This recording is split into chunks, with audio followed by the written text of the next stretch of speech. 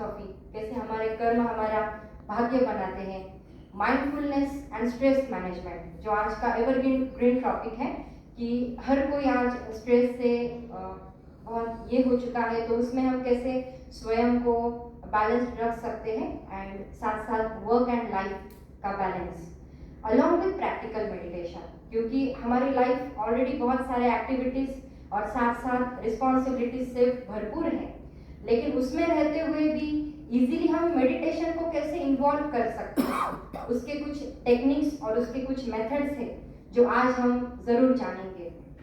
न्याय प्रशासन में लव एंड लॉजिक माना प्रेम और साथ साथ तर्क दोनों का साथ में होना बहुत जरूरी है, और दोनों का साथ में होने के लिए there comes spiritual empowerment. It is rightly said that where pure love and true justice exist, there comes the grace of God।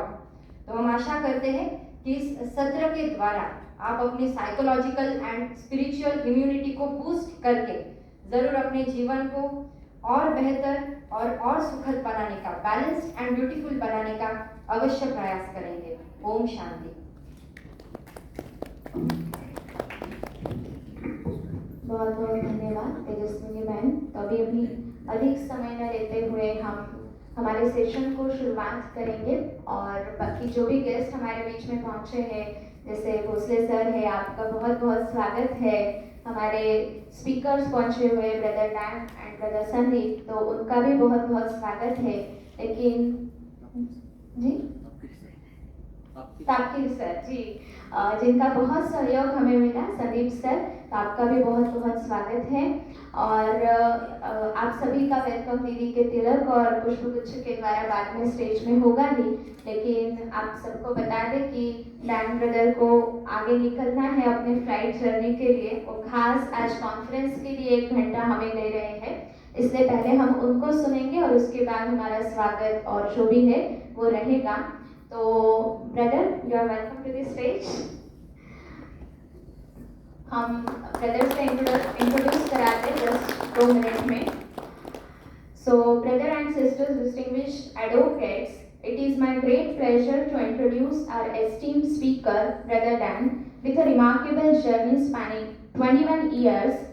Brother Dan has been a devoted Sikh teacher, passionately advocating the practical benefits of meditation in daily life. Brother Dan got interested in different meditation practices when he started university in 1999. He studied at Otago University, Dunedin, New Zealand. While at university, he started practicing meditation with the Brhmakumaris and moved into a meditation retreat center in Melbourne, Australia, after graduating in 2004 with LLB. While living in a BK center, Dan continued with his professional studies and was admitted as a barrister and solicitor to the High Court of New Zealand in 2006 and was admitted to practice as an Australian lawyer in 2007. He worked for 7 years in one of the largest community legal centers in Melbourne, that is not a non-profit organization committed to providing free legal services to some of the most vulnerable and disadvantaged people in community. At the same time, he was also coordinating the kitchen at Brhmakumaris Retreat Center in Melbourne. In late 2015, Brother Dan was asked to look after a service project in Delhi, where he stayed for 6 months. After that, he moved to Sydney, where he now volunteers full time at Brhmakumaris National Headquarters and is the secretary for the Brhmakumaris in Australia and part of the management team for the main center in Sydney. So it is my privilege to welcome and introduce brother, and we are very eager to listen from you for our main topic, harmony in law. This is the gap between spirituality and justice. Brother Dan.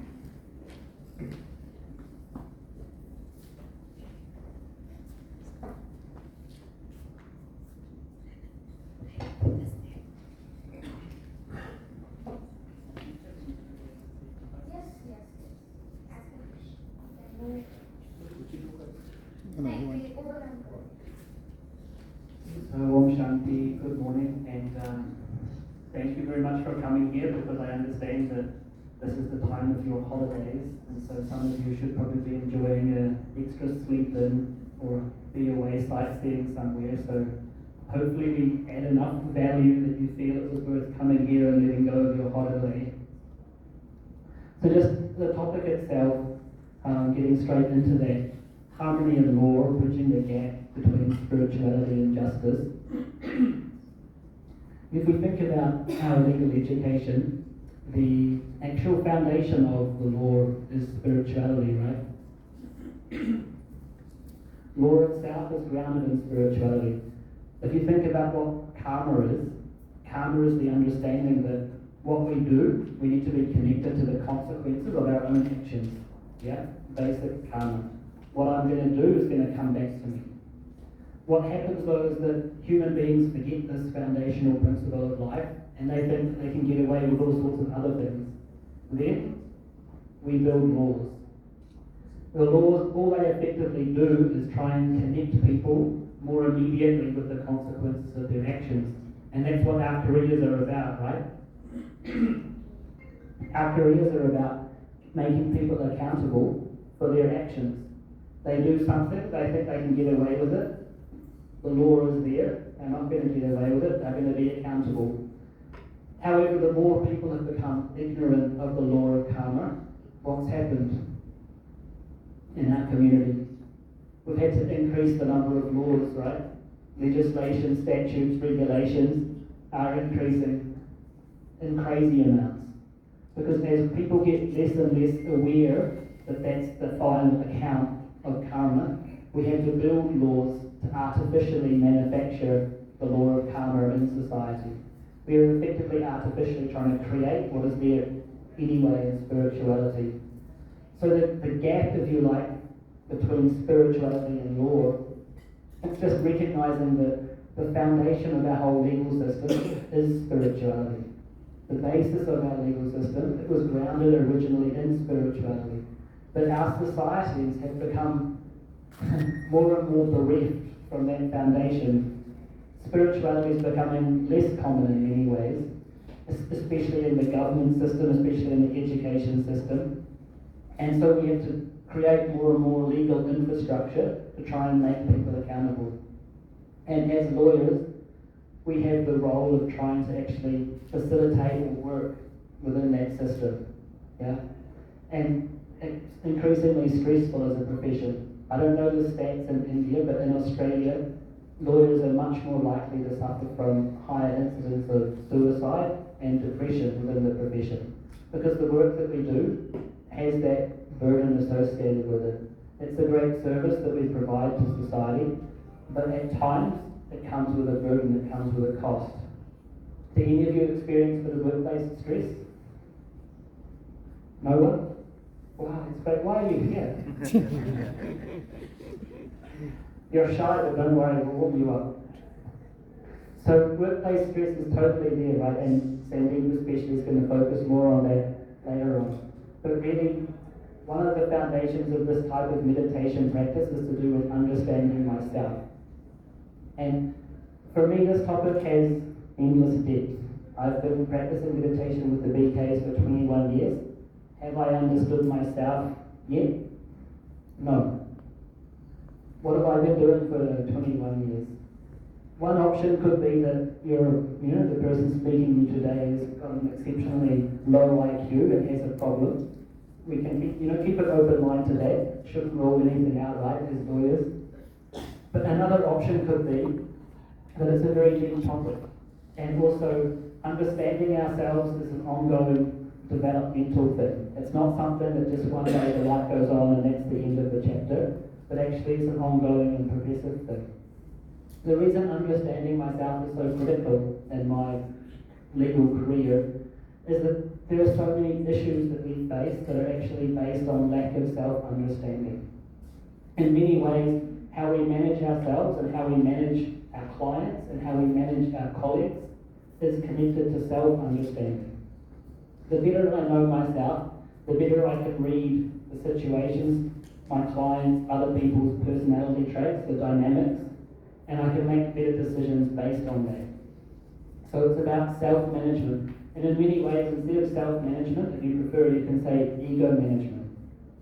Our ego, because we've got ego, right? Does anyone have no ego? That's cool. It's like you're stressed. There's no stress, no egos. We've all got little bits of ego, right? Some people suffer from it more than others. But knowing how to manage that in terms of myself, but also managing it in terms of personalities of others is so critical to our profession. Because how well I can manage myself will affect how well I can perform my function as a lawyer. So these sorts of pointers we want to think about. Now the critical thing with self-understanding is trying to get away from the concept of myself, which is entirely externally defined, and trying to find a reference for who I am internally. Because we all have an internal self, but generally we focus on the external presentation of who we are. We think about our job as a title, right? That's one foundation that can become an ego problem for a lawyer. We get too proud of what we are, our title, our status, type of car that we drive, where we live, who our family is, who we know, what property we have. All of these external things start to define who we are. And then we get more and more separated from our internal self, our true self. Whereas the purpose of meditation is to try and reconnect to the inner self, who I am inside. If we don't actually spend time sitting with ourselves, how do we build or develop that relationship with the true inner self, who I am internally? Who I am in my mind and my thoughts is actually more significant and defining of my whole life than anything external ever will be. It's possible that we could have an environment, a scenario where we have everything externally. We've ticked all the boxes that society told us we need to tick. Family, tick. Property, tick. Income, tick. Social status, tick. But internally, we don't feel satisfied. We don't feel at peace or at ease. Why? I've done everything that my parents told me to do. I've done everything society told me to do, but I still feel like incomplete, unsatisfied. So there's something else relevant, right, that must be driving that. And this is to do with understanding ourselves internally. Because there's things inside which if I don't take care of them, they actually can destroy everything in my external environment. And we know many examples these days, as always in the media, right? Someone is rich, they're famous, everyone thinks in their mind that that person has everything. And yet we find out they're suffering from depression, they're stuck in drug rehabilitation, they've attempted to commit suicide. How is it possible? If they've got everything, if they've ticked all the boxes like we've ticked all the boxes, what's happened inside them? That internal thing must actually be more significant than all the external things, right? Because if it's not looked after, all the external things can be lost because of that one internal thing. Yeah? And so the meditation practice is really about placing value on and connecting with who I am internally. Throughout my meditation, throughout my legal career, one thing I've never missed is my morning meditation. Never. It's the first thing I do when I wake up, and I've taken so much benefit from it. I have a debt of gratitude in my heart to the Brhmakumaris because that's the meditation practice that helped me. By all means, try different practices, find something that works for you personally, but definitely for me it's something that I found very effective and I've taken so much benefit from it. So in that sense I'm very happy to share with you because it's personally relevant to me. It's something which has helped me. So it's not only helped me in terms of just managing myself, but actually I feel it's something that will make everyone more effective in their profession. It made me a better lawyer. Simple example, I remember when I was studying, doing my honours dissertation in my BA, I had to do a presentation for my dissertation for my honours. Everyone else had to do class presentation for their honours things. And there was only 10 people I had to present to. And I was so petrified. I was shaking. and I could feel the sweat dripping down from my armpits. I wasn't confident to speak publicly at all. It just wasn't possible for me. And then I used to think, how the hell am I going to be a lawyer? I've got no hope. I'm going to have to try and present someone's case, and I'm going to, be a dribbling mess. But really, through meditation, it's improved my ability to even speak publicly. Because we develop a sense of confidence and self-respect based on who we are internally. And that's something really solid and stable. And it may only be a small thing like public speaking, one skill, but it's so helpful and so useful for my career. I ended up being in the tribunal system in Melbourne in Australia, so I had to appear 3, 4, 5 times a week on a regular basis. And so if I couldn't have spoken publicly, what would happen with my career, right? It would have been a mess. How is the connection between meditation and public speaking? Like, what's it about? Why would it make any difference? That quietness inside is my foundation. Being with myself in meditation just allowed me to manage myself. Sure, thoughts will come like, can I do this? Am I going to make a fool of myself? Am I going to stuff it up? But we learn just, these are negative thoughts, full stop. Because those sorts of thoughts, if they tear through our mind, they break us down, right? It's my own thinking, but if I don't manage my thinking, my own thoughts can actually really undermine me. And then they make me feel that way. Yeah? They're just my thoughts, but they create how I feel inside. And so if I don't learn to manage my thoughts, how will I keep moving forward or growing professionally? Because that will attack all of us, right? It means they're all personal challenges we'll have to face. But it's in our mind, it's the first battle.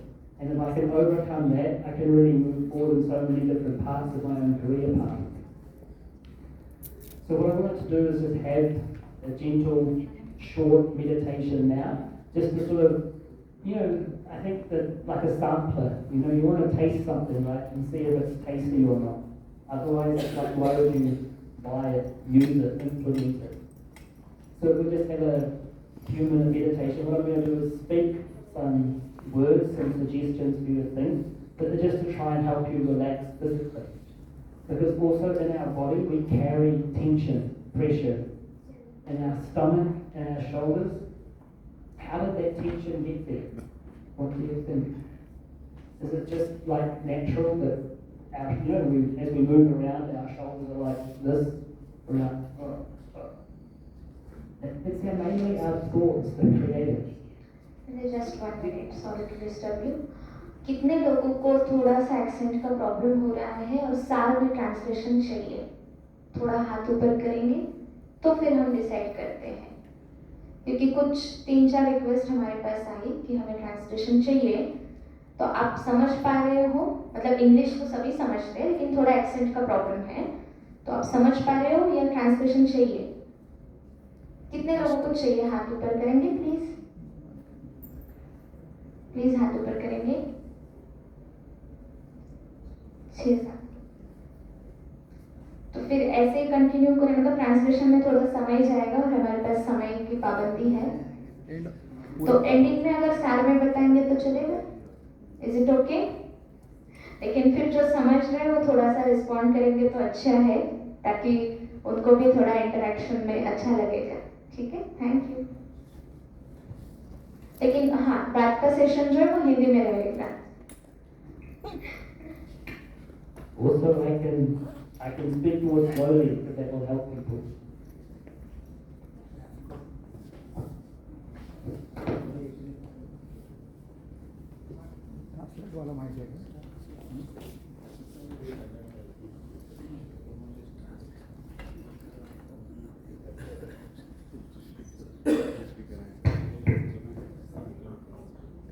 The Aussie accent, huh? A little bit of an issue. But also if I like basically tone my speed down, that might make it easier for everyone to get me. Yes, it is good. Yeah.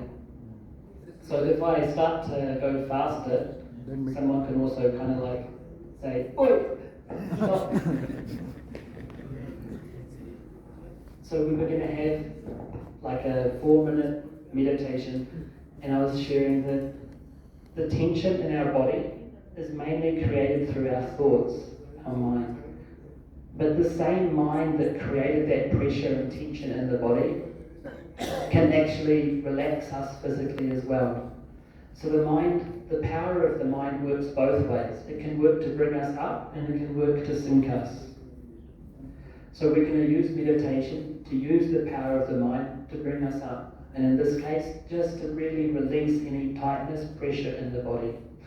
I'll sit down for this.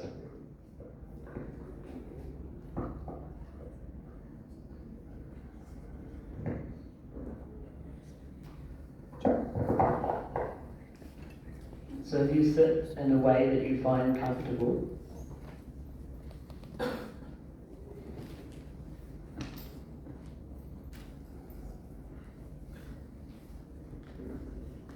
this is sometimes called a body scan activity, where we take our mind through different parts of the physical body and basically use the mind to release and relax any pressure in the body. I start by taking my awareness down to my feet, and I imagine that I can just turn off a switch and relax all the muscles in my feet. I completely let them go. I bring my awareness slowly up to the lower legs, the knees, and I switch them off. You might find it easier to close your eyes so that you don't notice any movements around the room. And bringing my awareness up to the upper legs, I tell the muscles to release, to relax, to let go.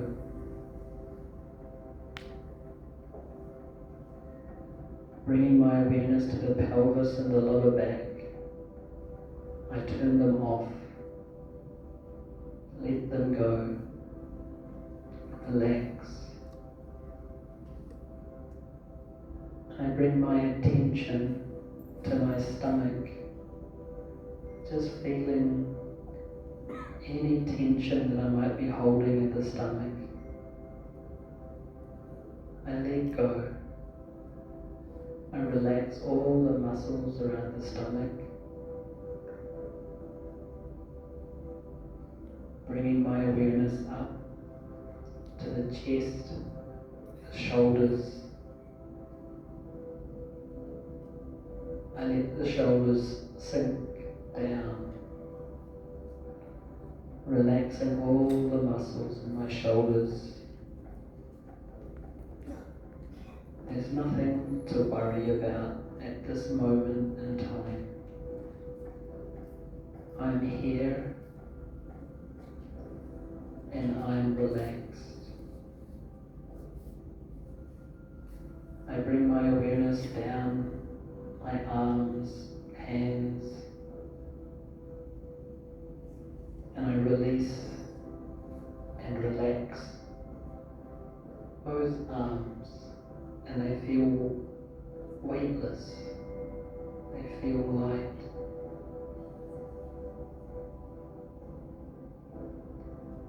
Bringing my attention up to my neck, aware of the muscles in my face and scalp. I let go of any tension that I'm holding in my jaw, my face. I completely relax.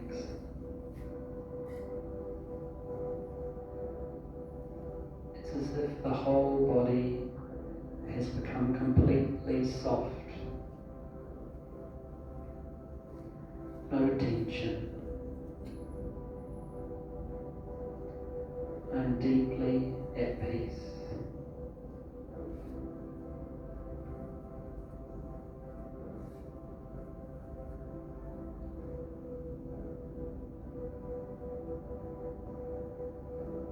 Om Shanti.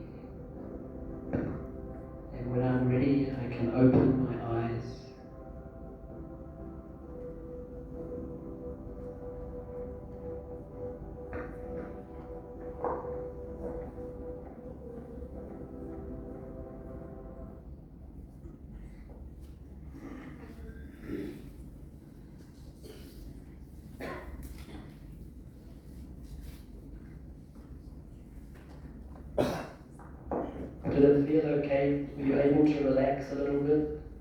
Yes. Feel the difference? It's amazing how powerful our minds are.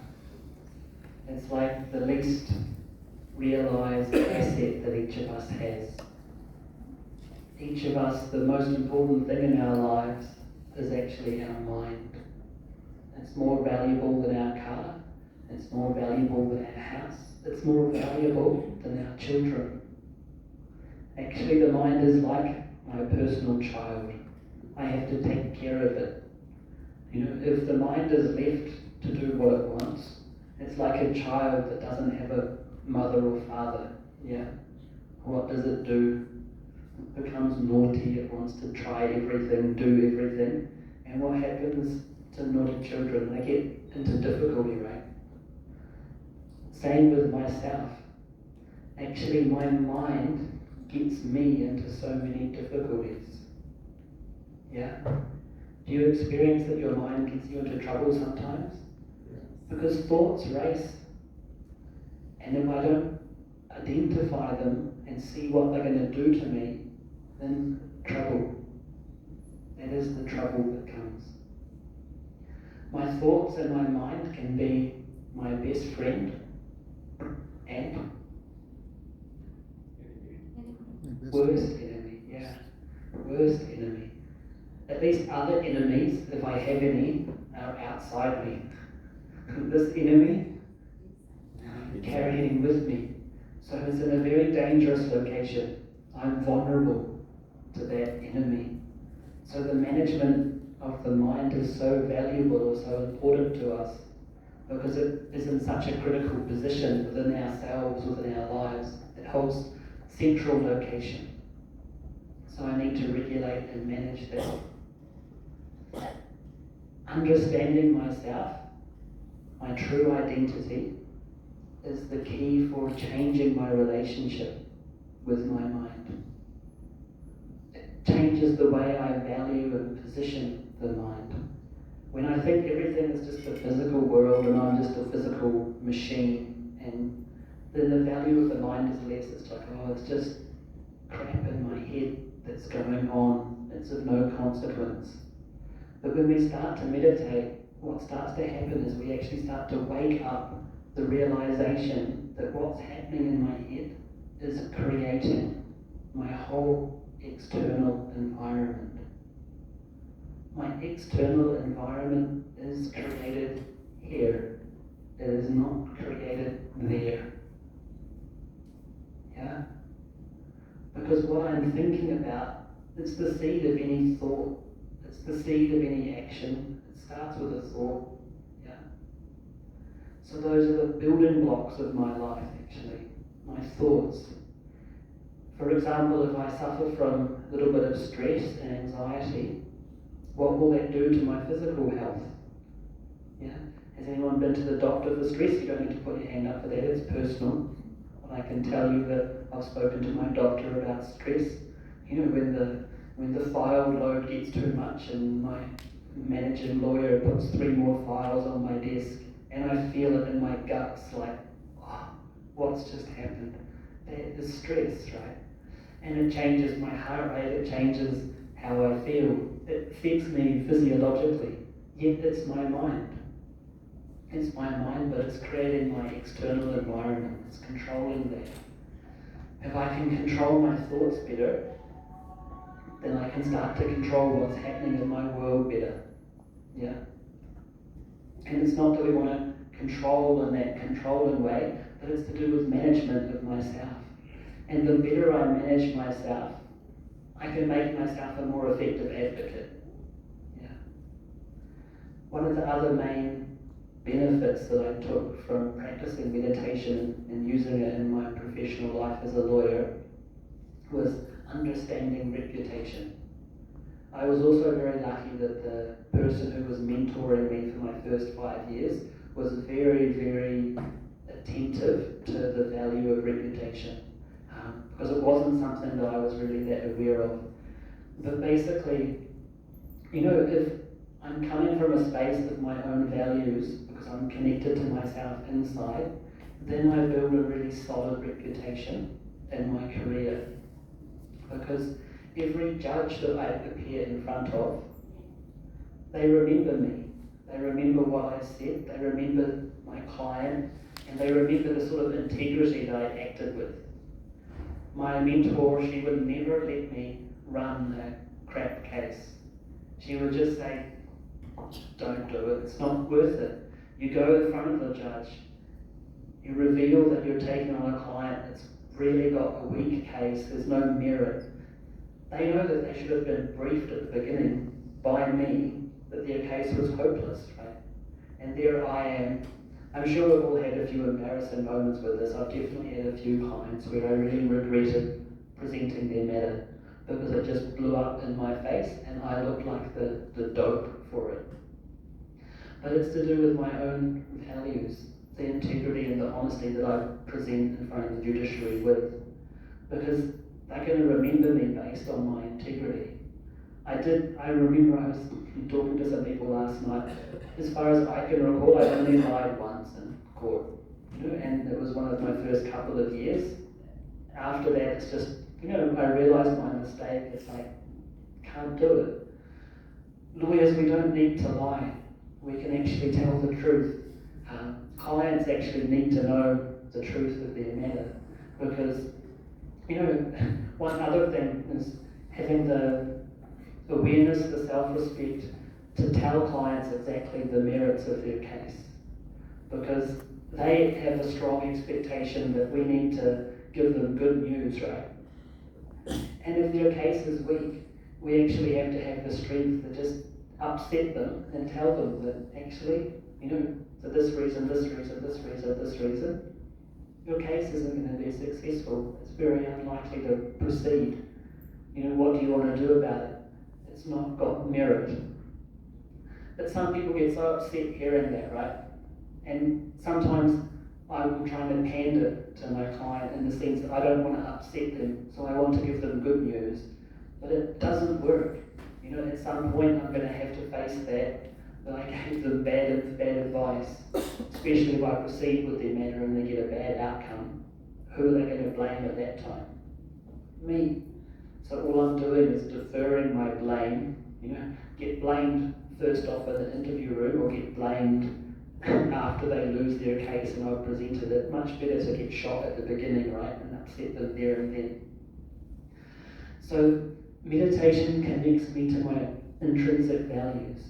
They're inside. Love, truth, honesty, integrity, peace. Where are they externally? How would you define them externally?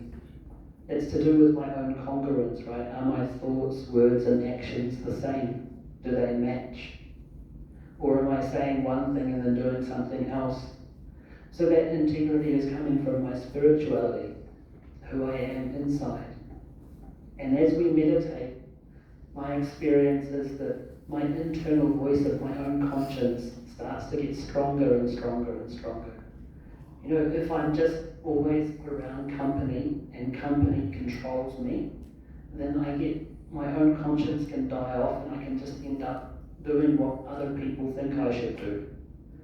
Which is good when I'm with good company, and when I'm not with good company I make mistakes and then I have a lot more regret in my life.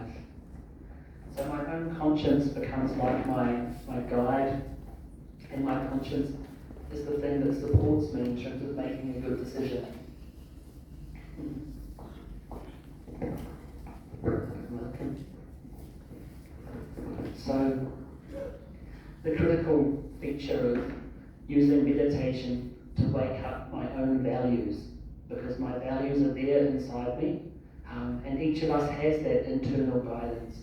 The understanding I got from the Brhmakumaris about the internal self is actually the internal self is intrinsically good, that each one has dwelling within us a positive, pure, kind being. And when I first heard that, it really blew my mind, because my experience was not like that, and it wasn't the way I felt about myself either. I felt that the world is generally full of slightly manipulative, evil people, and you've got to kind of protect yourself and watch out for what other people are up to. So to have it flipped around and say that no, actually the intrinsic core nature of everyone positive, it's good, was like, how can that be possible? How can that be the understanding of my real self? So I was thinking, doesn't make sense, right? But when we think about how a child is, what is the nature of a child? There's purity, there's innocence, there's goodness. You know, we see people for what they are now and we forget that they've got a journey, they've got their own story. And based on their story, they may have picked up fear, they may have picked up mistrust, they may have picked up cynicism, they may have picked up being hurt. And these are things that block their original self. You know, there's this sweet boy here, right? We all had that sweet nature in the beginning of ourselves. But how much it's been clouded over depends on our journey, our karma. Yeah? But meditation starts to help us strip off the layers, whatever we may have picked up in terms of negative tendencies in our journey, and we start to get back to our core true self, who we really are. And naturally, what do you think it does? It brings up our self-esteem, our self-respect. Because if I start to act from a place of my own goodness more, I feel better about myself. Yeah? If I'm acting from a place of my acquired sanskara, my acquired tendency, based on maybe hurt or fear or dislike, I actually reduce my sense of self-esteem, my sense of self-worth, because I'm going against the grain of my true self. Now, if there's anyone feeling skeptical that the core of anyone is positive, I understand you, because I was definitely totally skeptical about it. But one thing that really sold me was, you think about any human relationship. What is the thing that builds a human connection, a relationship? Trust, love, positivity, happiness, right? It's positive qualities. Will you feel close to someone if they stab you in the back? Will you feel close to someone if you find out that they're speaking behind you about your back to other people? That lack of integrity? Will you feel really close to someone if they're always negative and their energy really makes you feel down? It doesn't build connection, right? So that's because it's negative tendencies. Negative tendencies don't build human relationship. Positive qualities do. Why do we bond so easily and quickly with children? With a baby, with a child? Because we're seeing their good qualities and connecting straight away to their good qualities, and so it builds a deep bond. But as we've picked up so many acquired tendencies and layers in our journey, we can sometimes express based on those. It's like we've gotten separated from our original self, and we're just acting based on something that we've picked up in our journey. And those things don't allow us to make a good relationship with ourselves, don't allow us to make a good relationship with others, and they distort our decision making. They don't make us effective lawyers either. So it's interesting, right? This understanding of the self is all connected to my own personal meditation practice. The more I go inside myself, I start to bring out, cultivate, develop my own goodness. And actually, the more I'm connected to my own goodness, I find that in others. The more I'm connected to my old acquired tendencies, I will actually find that in others as well. You know, if anyone's done psychology, there's a thing called confirmation bias. Has anyone heard of confirmation bias before? Confirmation bias is the concept that the world that we look at, we seek to confirm our own beliefs. So I'm not a neutral, objective observer of life. Actually, the world that I'm looking at, I'm confirming my own beliefs. So if I believe that I'm a really bad person, I will look for evidence from people around me that confirms that I don't have value. Does anyone work in family law and domestic violence? A little bit maybe. Means in my last few years, most of my work, 60%, was family law and domestic violence. And it was strange how, Australia, you may not know, but it has a chronic problem with domestic violence and violence against women. And the tendency of people who feel a low sense of self-worth to be attracted again and again into abusive relationships was bizarre to me. I couldn't understand. You know, you help someone with a, we call family violence intervention order, an order that protects them from being abused. That person can't come within certain distances or they'll be arrested. Sorry, my speak. A person can't come within a certain distance of them or they'll be arrested. All of those protections are there. So you get that, and then you meet the same client 6 months later, 12 months later, and they're back in a relationship with the same sort of person. It's confirmation bias playing out. Internally, if I feel that I'm not a good person, I will want a partner who doesn't value me. It's very deep. Because it confirms my own belief that I've picked up. You know, maybe my school teacher said that I'm a stupid child. Maybe my parents rejected me. Wherever I've picked up a belief, it's where I picked it up. But those beliefs that we carry, we seek to go through our life and confirm our own beliefs.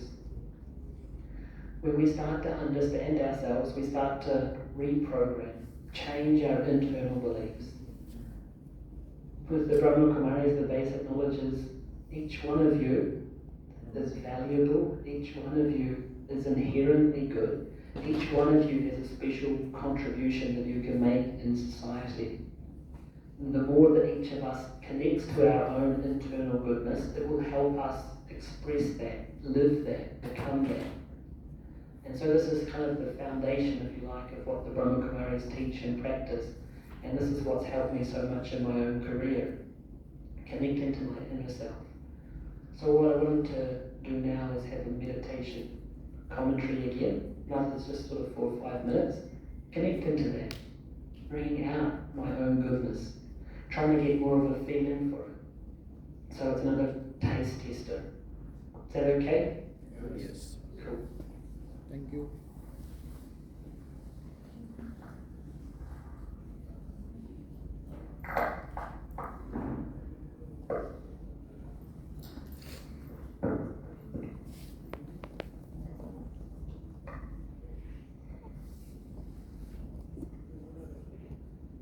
So again, it's probably easier just to close your eyes so that you're not distracted by anything around you.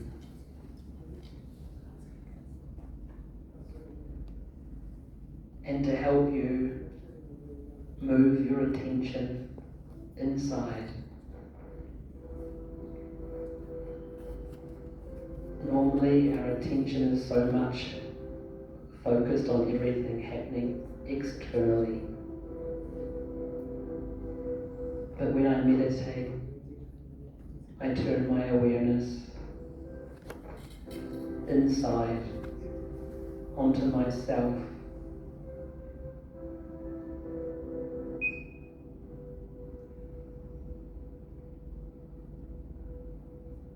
I, the living being, the spiritual being inside this physical body,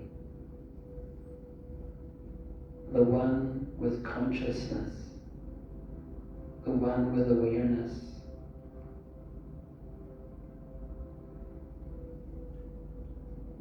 Now I'm going to use the power of my mind to experience some of my original qualities, my original values. I imagine that I can see a tiny star of peaceful energy. In my mind's eye, I visualize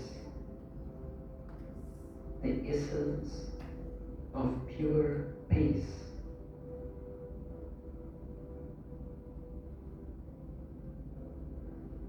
This tiny star is shining light And I imagine that this light is like an energy of peace, shining the light of peace into my mind, into my being.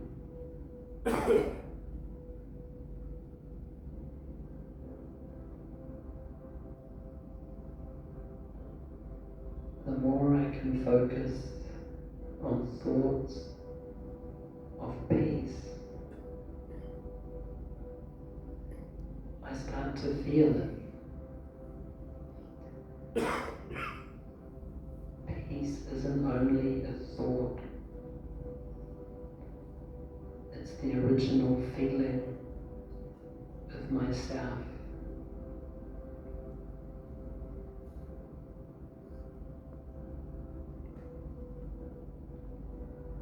I am a being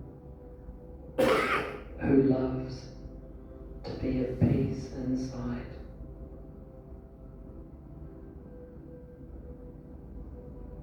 Because peace is my original nature.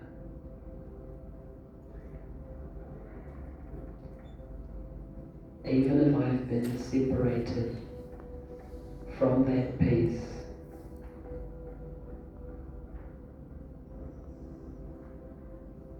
I am able to now reconnect to it.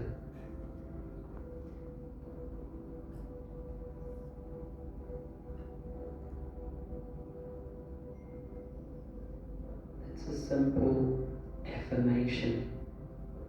I am a peaceful soul. As a child, I was pure, innocent, and peaceful. I still have that inside me. And my thoughts are a vehicle to take me to my original qualities.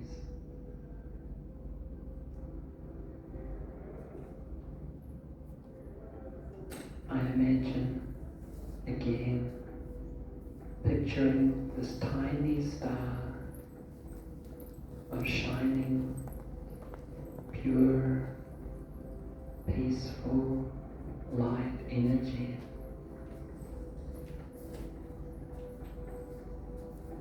As if this tiny star is able to transmit peace through my mind's eye.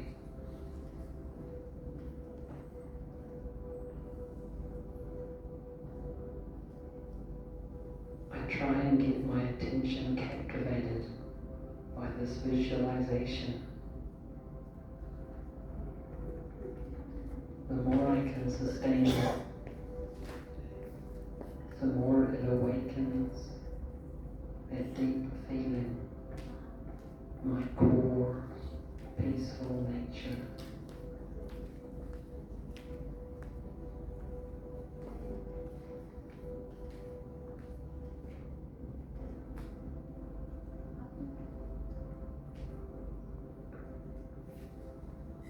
Then, when I'm ready, I slowly bring my attention back to my surrounding environment. If my eyes were closed, then I can open my eyes again. Om Shanti.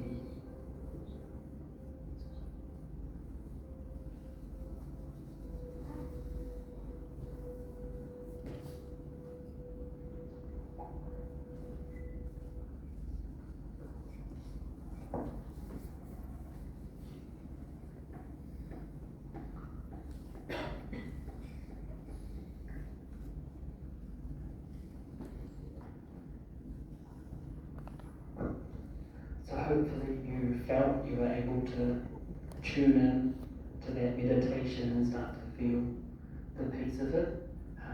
At least least my experience is that, you know, in any space, people's minds create the energy, and it feels like we're changing the energy in this room. From what it was when we arrived, it's feeling softer and warmer now. The atmosphere is chilling out. Sometimes as we go about our normal routine life, it's easy to no longer believe that we were ever peaceful beings. Is that right? Because everything in our society is at so much speed now. And we also can develop expectations of wanting fast. And actually, our original peace gets covered over, blocked. It's like, you know, understanding consciousness at this point is really so critical, because the nature or the property of consciousness is that whatever you fill into it is what you become. Yeah. Whatever you fill into consciousness is what you become. So if you fill into your awareness busy, stress, pressure, it becomes your reality. And really, if you fill into your consciousness, I am deeply peaceful, I am a loving person, I am a kind person, that also becomes your reality. It's your choice. The power is in each of your hands. No one is controlling that. What gets filled in here, only one person regulates that. There's no regulation of the government on this one. It's personal self-regulation only. But sometimes we're not equipped to manage that, and then what happens is whatever is happening around me gets filled in here. And then we live in a reactive environment. Whatever is happening, I just keep reacting to that. Meditation builds like a buffer zone. You know how we have these demilitarized zones between India and China, right?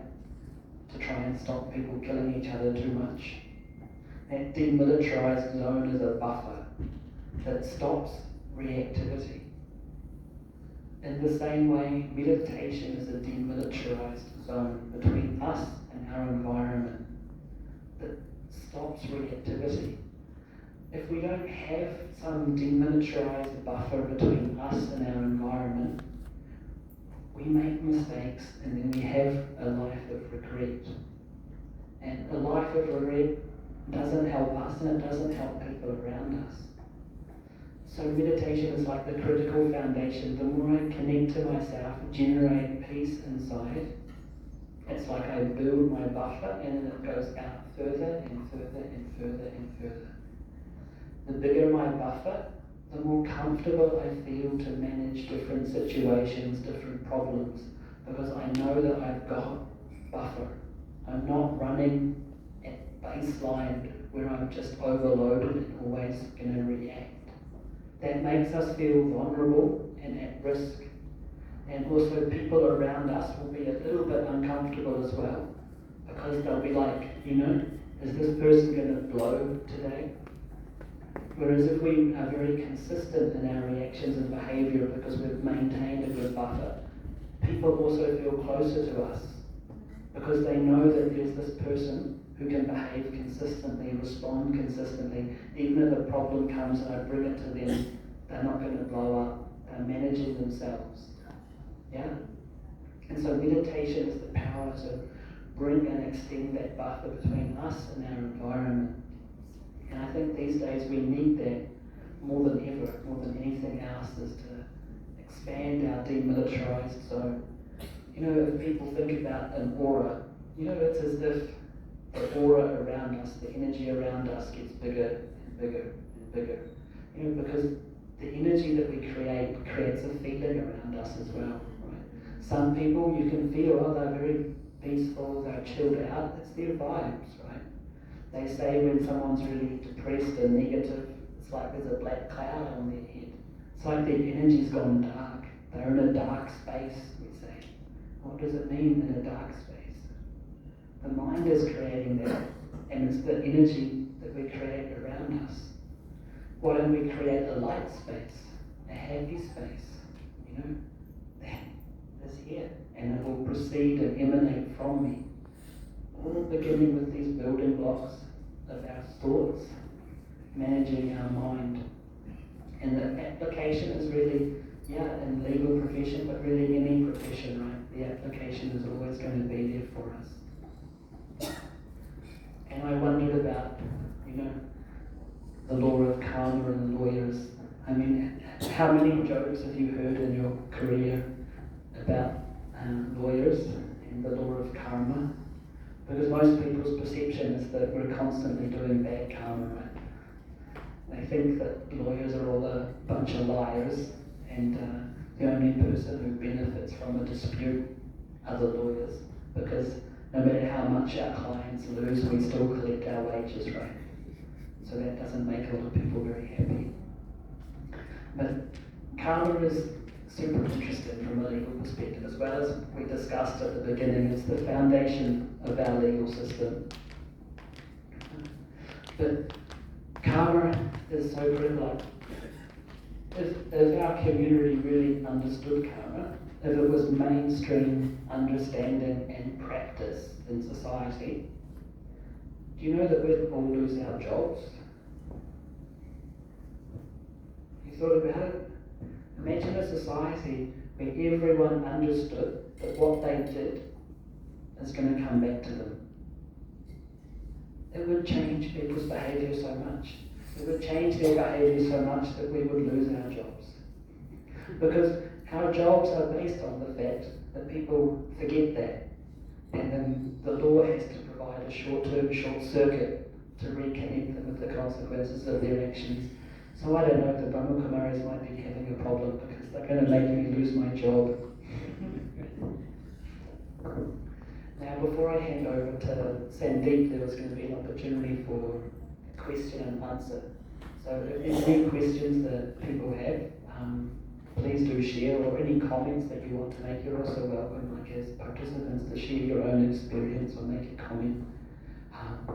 But please don't be shy, because this is a chance. Is there a mic if people want to ask a question? Cool.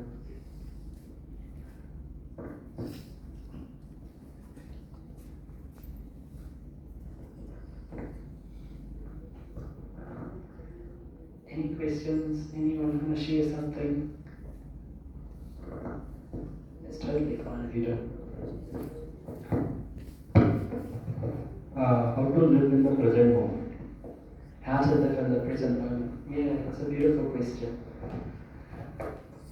I'm sure many of us feel the same way, right? Like trying to stay present when there are so many things in the future that we're worrying about, and so many things in the past that we might be carrying. They steal the present from us.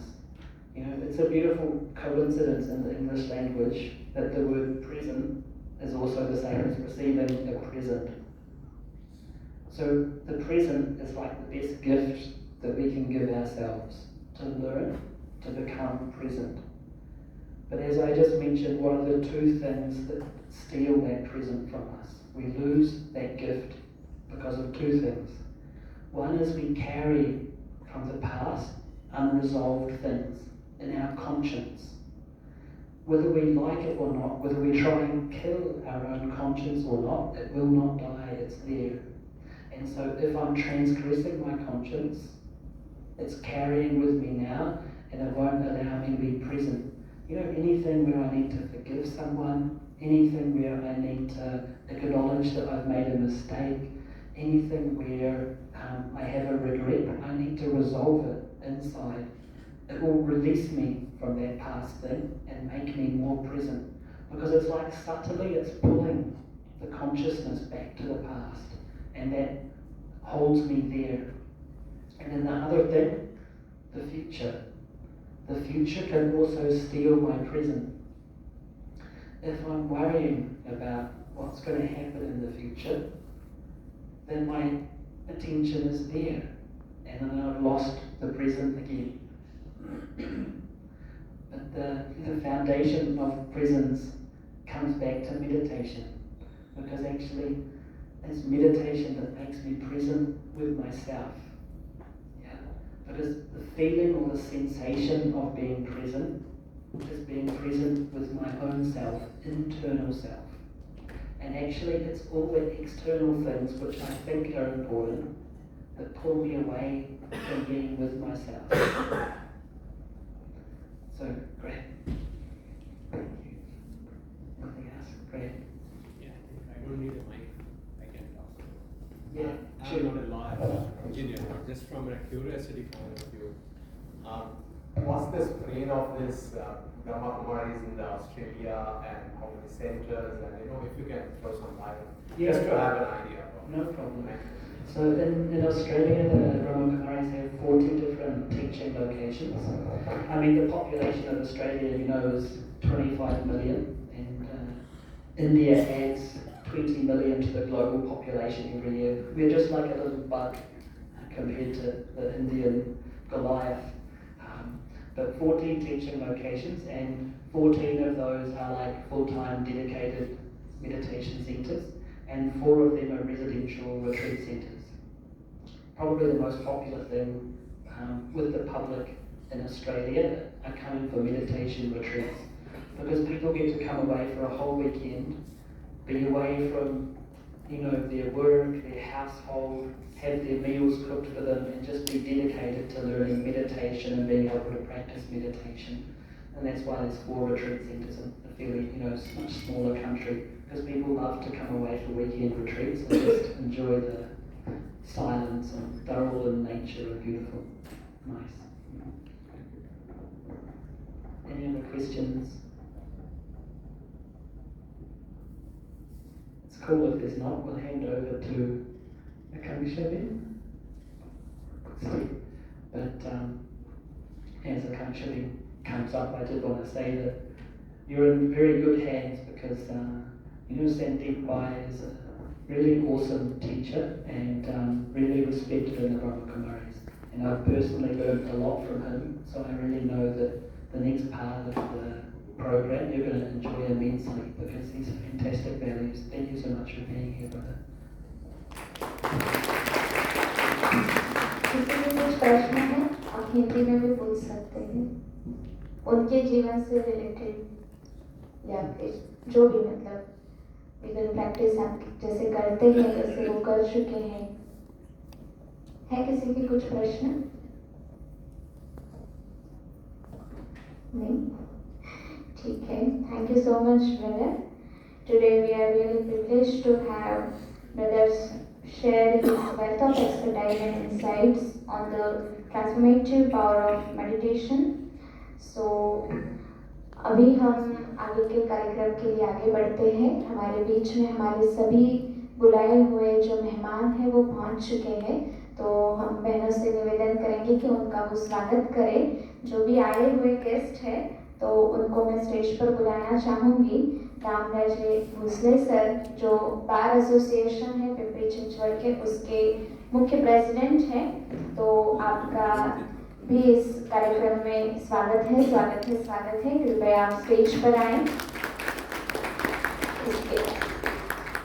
इसके बाद हमारे बीच में CA association जो है पिंपरी चिंचवड़ की, उसके आए हुए हैं सचिन बंसाल जी। आपका भी बहुत बहुत स्वागत है, स्वागत है, स्वागत है। सीए एसोसिएशन के ये चेयरमैन हैं पिंपरी चिंचवड़ के लिए। उसके अलावा जो ऑडिटर बने हैं अभी अभी बार एसोसिएशन के, संदीप सर, संदीप जी, आपका भी इस कार्यक्रम में स्वागत है, स्वागत है, स्वागत है। आप भी कृपया मंच पर पधारें। और हमारे बीच में हमारे दूसरे स्पीकर हैं संदीप भाई जी, जिनको हमें सुनना अभी तक बाकी है, तो आप भी कृपया मंच पर आए। संदीप भाई, आपका भी स्वागत है, स्वागत है, स्वागत है। हम बहनों को निवेदन करते हैं कि उनका तिलक और पुष्पगुच्छ देकर के हमारे सभी महानुभावों का स्वागत करें, तिलक और पुष्पगुच्छ के साथ।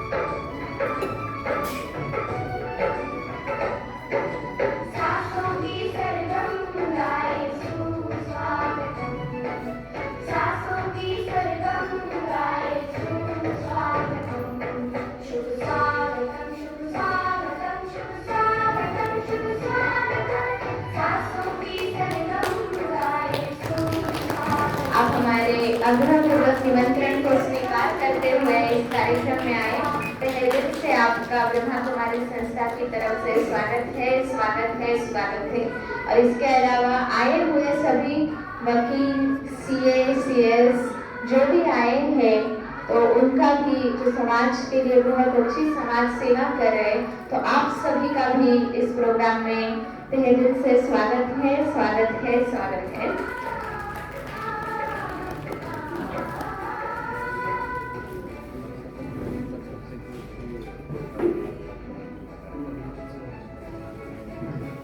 अभी हम अलग अलग सेंटर से आए हुए बहनें और मंच पर उपस्थित सभी जो अतिथि हैं उनको निवेदन करते हैं कि आप कृपया दीप प्रज्वलन कीजिए।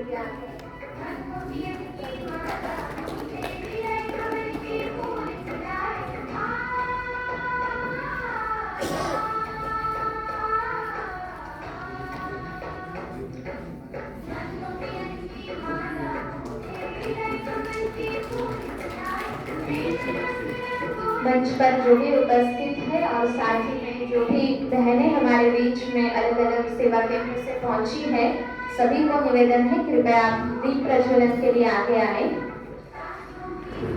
As a legal professionals, you are not just advocates, you are champions of fairness, guardians of truth and architects for just society.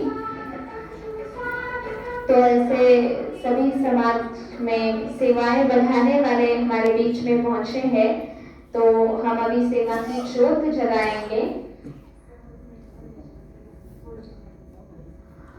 साथ साथ ऑडियंस में से महेश भाई जी जो वकील हैं, ब्रह्माकुमारी से अच्छी तरह से परिचित है, और भोसले मैडम जी आपको भी निवेदन है कि आप भी कृपया मंच पर आए। आप भी वकील हैं तो आप भी कृपया मंच पर आए।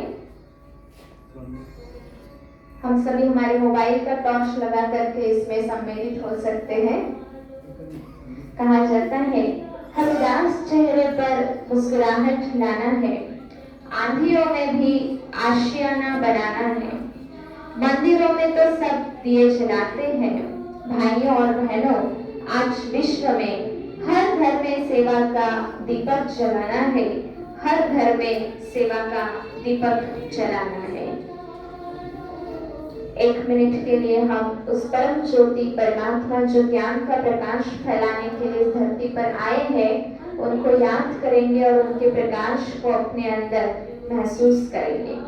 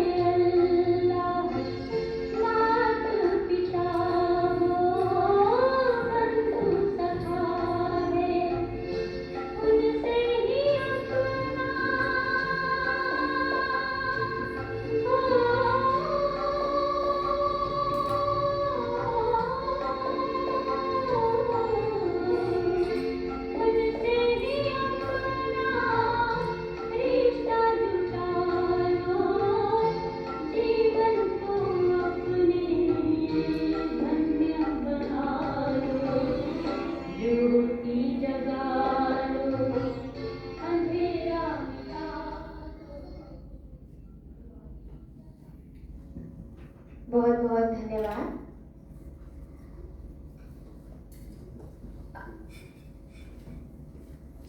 अभी आप जो सुने उसका एक 3-4 मिनट में सार जो है, क्योंकि हम सभी वैसे तो इंग्लिश जानते हैं लेकिन कई बार एक्सेंट का प्रॉब्लम होता है और थोड़ा स्पिरिचुअल लैंग्वेज भी था। तो 3-4 मिनट में सुशील भाई हमारे बीच में है, तो वो 3-4 मिनट में सार हमें समझाएंगे और उसके बाद डैन ब्रदर हमारे से छुट्टी लेंगे, एक टी ब्रेक होगा और टी ब्रेक के बाद हमारे पास जो सेकंड सेशन है संदीप सर का वो होगा और फिर आए हुए जो महानुभाव है उनको भी हम सुनेंगे। सुशील भाई।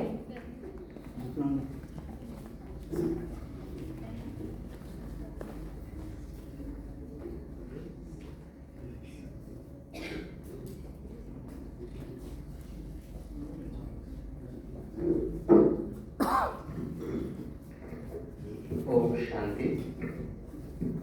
मैं कम से कम शब्दों में आदरणीय डैन भाई जी ने जो भी सुंदर बातें बताई, वैसे तो बहुत सारी बातें बताई थी, उसको सार रूप में बताने की कोशिश करता हूँ। शुरुआत में भाई जी ने बताया कि आध्यात्म जो है, मानसिक स्टेबिलिटी या फिर आत्मिक जो स्थिरता है, ये जब बिगड़ जाती है तो उसको फिर से स्थिर करने के लिए कुछ आध्यात्मिक कानून बने हैं, आध्यात्मिक नियम बने हैं।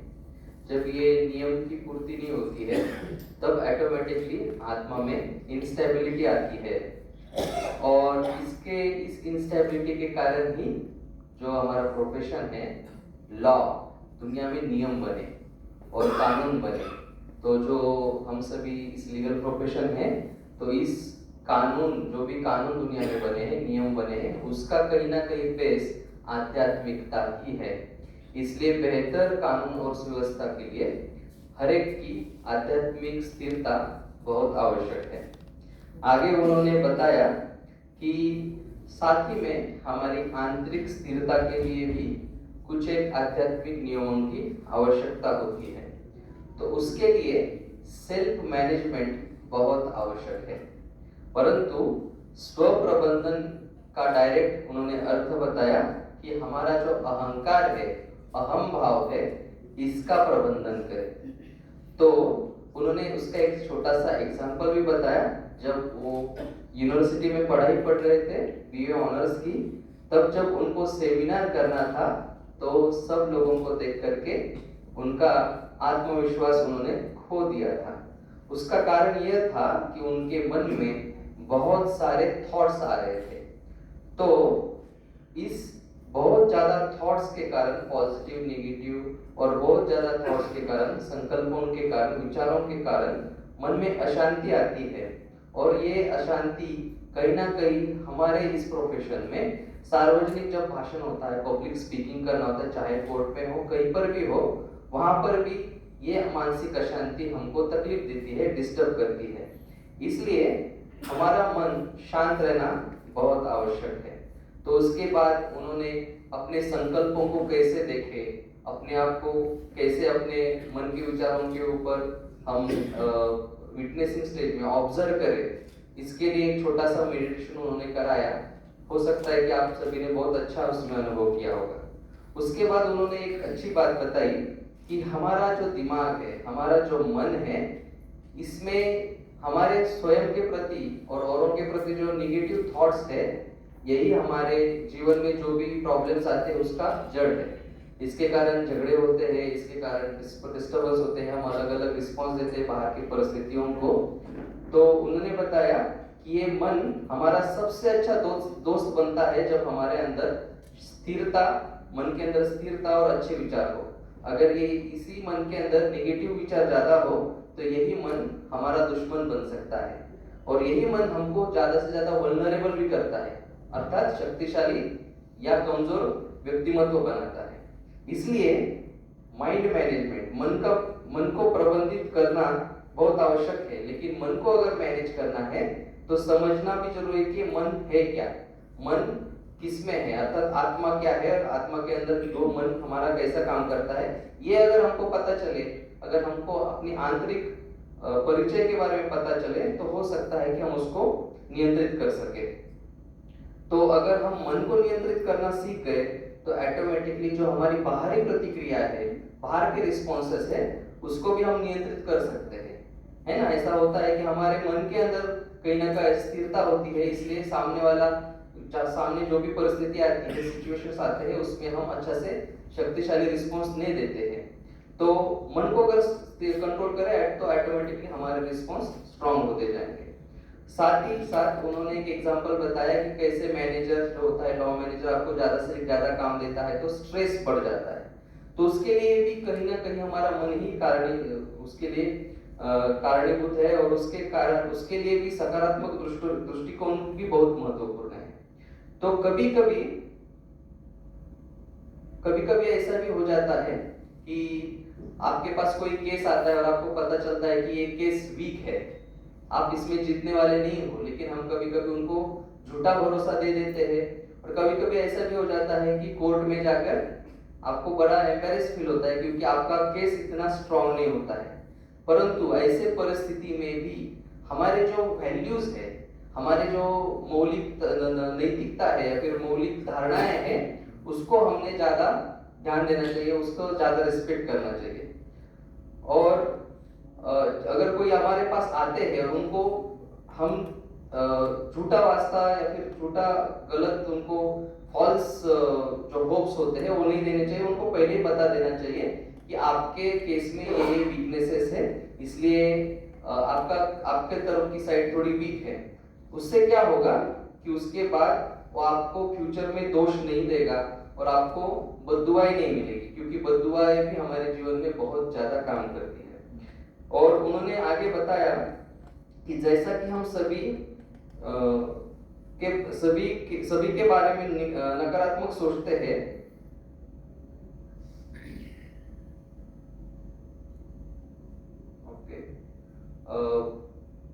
जैसे हम दूसरों के बारे में सोचते हैं वो भी बहुत इंपॉर्टेंट है।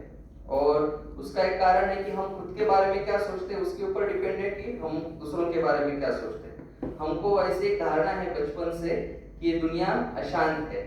ये भी उन्होंने बहुत सुंदर बात बताई कि ये दुनिया, हमको लगता है कि दुनिया में शांति ये ओरिजिनल नहीं है, नेचुरल नहीं है।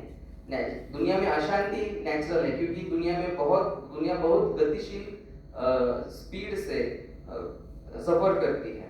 तो अगर हम अपने खुद को, अपने वास्तविक रूप को समझ लेंगे कि मैं आत्मा हूँ या फिर एक शक्ति हूँ और मैं शांत स्वरूप शक्ति हूँ। हम सोचते हैं कि हर एक के अंदर कहीं ना कहीं निगेटिविटी है, लेकिन हर एक के अंदर कहीं ना कहीं एक आत्मिक शक्ति है जिसमें परमात्मा के सभी गुण हैं, सभी अच्छाइयाँ है। अगर उसमें हमको विश्वास रहेगा खुद के अंदर और दूसरों के अंदर भी, तो हमारा दृष्टिकोण परिवर्तित हो जाएगा। इसलिए यह जानना, ब्रह्म कुमारी में आकर के उन्होंने यह जाना कि हर एक आत्मा जो है बहुत शुद्ध है और पवित्र है। अगर ये खुद के बारे में भी जानेंगे और दूसरों के बारे में भी जानेंगे तो हमारे एक दूसरे के साथ जो वार्तालाप होते हैं उसमें बहुत ज्यादा परिवर्तन आएगा। तो ऐसा होता है ना, उन्होंने एक छोटे बच्चे का एग्जांपल बताया कि इधर एक छोटा बच्चा बैठा है कि बहुत स्वीट लगता है। हम भी पहले ऐसे ही थे, लेकिन जैसे हम बढ़ते जाते हैं, आगे बढ़ते जाते हैं, तो हम हमारी वो स्वीटनेस, वो जो मासूमियत होती है वो खोते जाते हैं और हम कड़वे बनते जाते हैं, क्योंकि हमको लगता है कि ये दुनिया कड़वी है ना, नेगेटिव है। तो क्या हो जाता है कि हमारे जो वैल्यूज है उसको हम डिसरिस्पेक्ट करने लगते हैं। और जब हम हमारे जो वैल्यूज, पहले तो लगता है कि दुनिया बड़ी अच्छी है, लेकिन दुनिया के बारे में जब निगेटिव देखते हैं तो हम भी निगेटिव बनने लगते हैं। और इस जर्नी के दरमियान हम अपना आत्मसम्मान और स्वाभिमान दोनों खोने लगते हैं। इसलिए कोई भी रिश्ता जब बनता है तो उसके लिए चाहिए होता है प्यार, विश्वास, एक दूसरे के प्रति सम्मान। ये सभी अच्छे दिव्य गुण की आवश्यकता होती है जिससे कि एक अच्छा रिलेशन बनता है। लेकिन ये इसलिए हमने हमेशा सोचना चाहिए कि हमारे जो संबंध बन रहे हैं दूसरों के साथ, क्या वो प्यार, उन्होंने बताया ट्रस्ट, लव, रिस्पेक्ट, इन मूल्यों के आधार पर बन रहे हैं या कहीं ना कहीं निगेटिव जो गलत बातें हैं या फिर दुर्गुण है उसके आधार पे बन रहा है। तो ये अगर हमारे प्रोफेशन में भी लागू किया जाए तो हम अच्छा लॉयर बन सकते हैं, ऐसे उन्होंने कहा। हमारे प्रोफेशनल रिलेशनशिप हो या फिर हमारे कौटुंबिक हो, कोई भी प्रकार के रिलेशनशिप हो, अगर उसमें दिव्य गुणों के आधार पर वो रिश्ता बनता है तो वो अच्छा बनता है और सामने वालों को भी समझ में आता है कि हमारी नीयत क्या है, वो समझता है। तो हम इससे अच्छा वकील बन सकते हैं अगर हमारे कम्युनिकेशन में विश्वास, प्रेम और सम्मान को।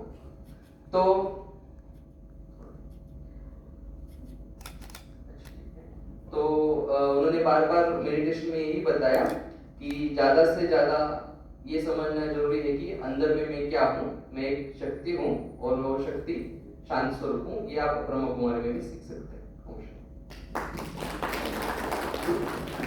बहुत बहुत धन्यवाद। अभी हमने जो पहला सेशन सुना उसका सार सुना। दूसरा सेशन हमारा बाकी है और बीच में आप सभी के लिए रिफ्रेशमेंट्स है, टी ब्रेक रखा हुआ है।